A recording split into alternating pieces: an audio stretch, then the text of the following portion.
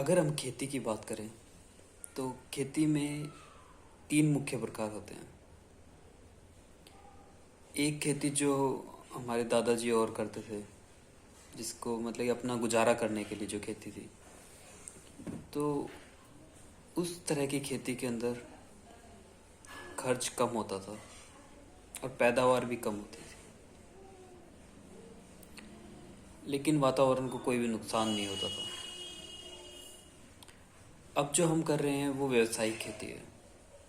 व्यावसायिक खेती के अंदर खर्चा भी काफ़ी होता है और पैदावार भी अच्छी आती है।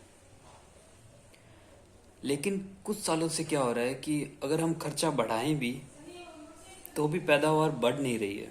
पैदावार एक जगह पर रुक गई है, या फिर ये कहें कि कुछ सालों में पैदावार और कम हो चुकी है। खर्चा बढ़ चुका है लेकिन पैदावार कम हो रही है।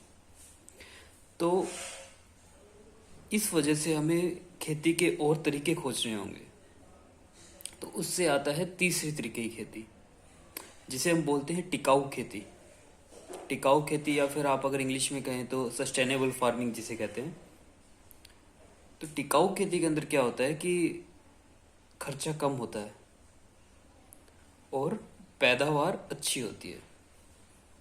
उसके अंदर हम क्या करते हैं कि खेती के जो नियम हैं, या फसल चक्र कहें या खेती का जो चक्र है, हम उसकी पालना करते हैं, जिसकी वजह से कम खर्च के अंदर भी अच्छी पैदावार आती है।